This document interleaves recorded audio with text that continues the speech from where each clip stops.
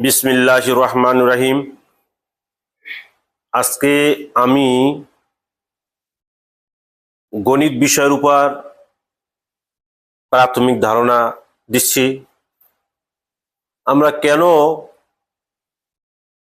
গণিত বিষয়ের উপরে গুরুত্ব দিব এবং কি কারণ কি। গণিত হলো সকল শিক্ষার একটা গুরুত্বপূর্ণ বিষয়। আর আমাদের এই গণিত বিষয় পারদর্শী হইতে হলে আমাদের 1 থেকে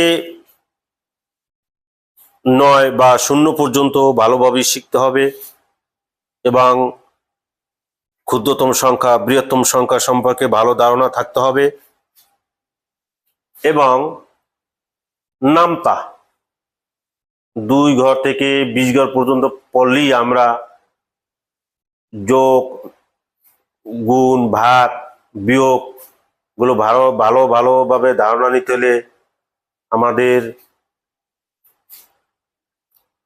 11 থেকে 100 পর্যন্ত ভালোভাবে ধারণা নিতে হবে। এবং যোগ হইল কি, যোগ মানে বৃদ্ধি আর বিয়োগ মানে হলো কম।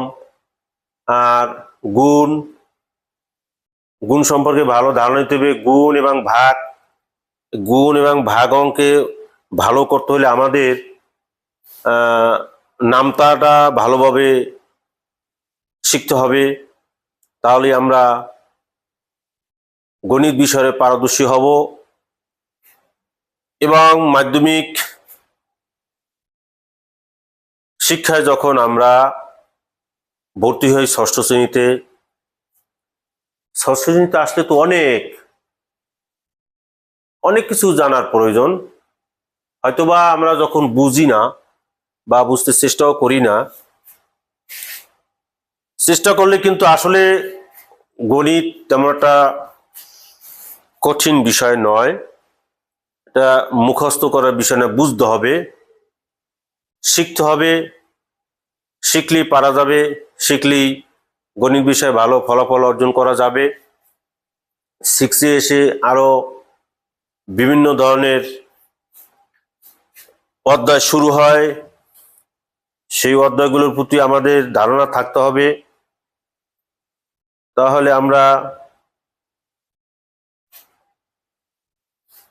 মাধ্যমিক সেক্টরে ভালো ফলাফল অর্জন করব। যেমন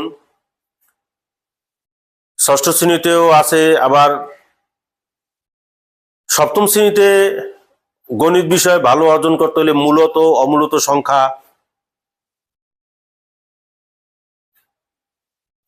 সমানুপাত ও লাভ ক্ষতি, পরিমাণ, বীজগণিতীয় রাশির গুণ ও ভাগ, বীজগণিতীয় সূত্রগুলি ও প্রয়োগ, বীজগণিতীয় ভগ্নাংশ, সরল সমীকরণ, সমান্তরাল সরলরেখা, ত্রিভুজ, সর্বসমতা ও সদৃশ্যতা, তথ্য উপাত্ত গুলোর উপরও ভালোভাবে আমাদের বুঝে এই বিষয়গুলো অর্জন করতে হবে। মুখস্থ করা যাবে না, মুখস্থ করলে কিন্তু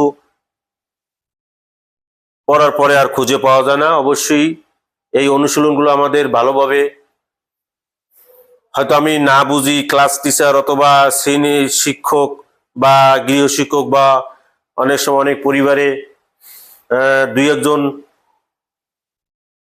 গণিতে ভালো দক্ষ লোক থাকে, তাদের সহযোগিতায় আমরা এই বিষয়গুলো বুঝে অঙ্কগুলো করার চেষ্টা করব, তাহলে গণিতে ভালো ফলাফল অর্জন করা যাবে। যেমন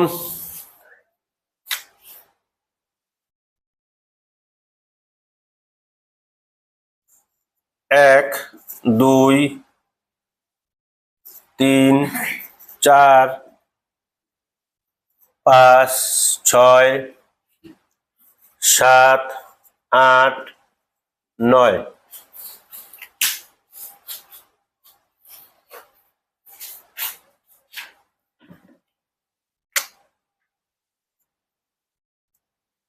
এই সংখ্যাগুলো আমাদের ভালোভাবে শিখতে হবে। আবার এই সংখ্যা দিয়েই আমাদের বৃহত্তম ক্ষুদ্রতম সংখ্যাগুলো সম্পর্কে ধারণা নিতে হবে।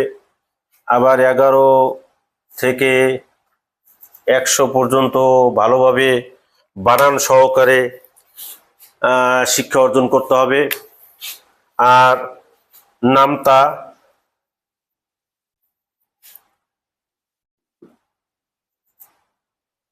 দুই ঘর থেকে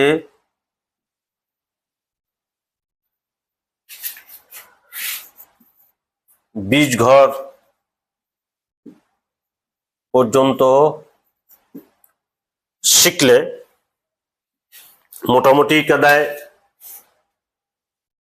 গুণ ভাগ সম্পর্কে ভালো আইডিয়া হবে। তাহলে পরবর্তীতে আমরা যখন জ্যামিতি বা বীজগণিতের বিভিন্ন অঙ্ক করতে আমাদের জন্য সহজ হবে। আজকের মতো এই গণিত বিষয়ের উপরে প্রাথমিক ধারণা সমাপ্ত ঘোষণা করছি। আল্লাহ হাফেজ।